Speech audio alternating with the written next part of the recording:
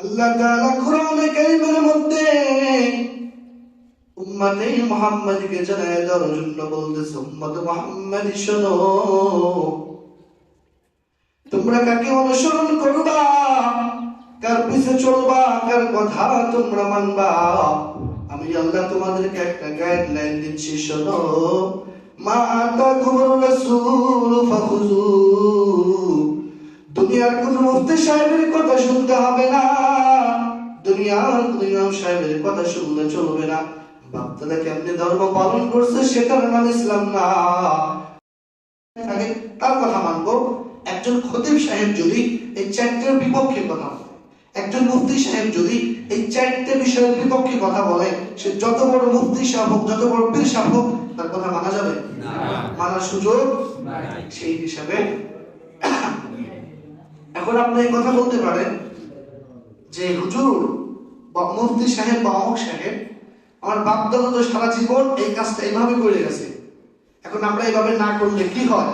তাহলে সে ব্যক্তি কি ভুলের মধ্যে আছে নাকি সঠিক পথের উপর আছে? কথা বলেন, ভুলের উপর আছে কিনা? আমি আগেই বলছি, পরবর্তীতে যেন আপনাদের বুঝতে সহজ হয়, সহজে নিতে পারে, সেই জন্য বলছি ইসলাম চলবে চারটা জিনিস দিয়ে। কয়টা জিনিস? এক নম্বর কোরআন, এক নম্বর, দুই নম্বর হাদিস, দুই নম্বর, তিন নম্বর ইজমা, তিন নম্বর, চার নম্বর কিয়াস, চার নম্বর। এই চারটা জিনিসের মাধ্যমে ইসলাম চলবে। এই জন্যই আল্লাহ তাআলা পবিত্র কোরআনে কারীমের মধ্যে বলেছে, মা আতাকুমুর রাসূলু ফাখুযু ওয়া মা নাহাকুম আনহু ফান্তাহু ওয়াত্তাকুল্লাহ ইন্নাল্লাহা শাদীদুল ইকাব। আল্লাহ তাআলা কোরআনে কারীমের মধ্যে উম্মতে মুহাম্মাদকে জানায় দেওয়ার জন্য বলতেছে, উম্মত মুহাম্মাদ শোনো, তোমরা কাকে অনুসরণ করবা, কার পিছে চলবা, কার কথা তোমরা মানবা। আমি আল্লাহ তোমাদেরকে একটা গাইডলাইন দিচ্ছি, শোনো। মা আতাকুমুর রাসূল ফাখুযু। দুনিয়ার কোন মুফতি সাহেবের কথা শুনতে হবে না, দুনিয়ার কোন ইমাম সাহেবের কথা শুনলে চলবে না।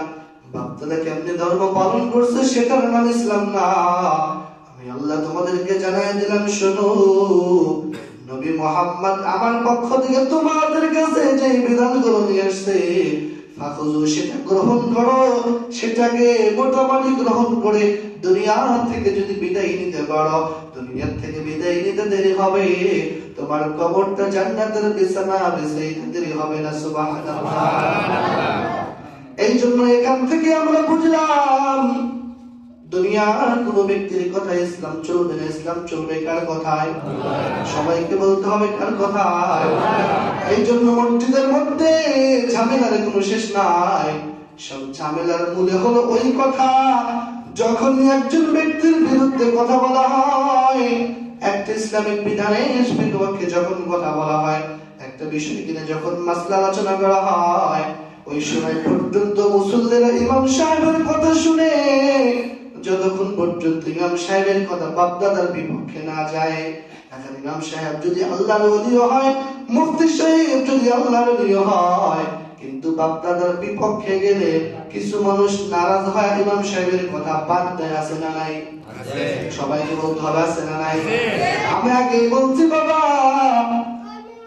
ইসলামের সঠিক কথা যদি পৃথিবীর সবচেয়ে গরিব মানুষটাও বলে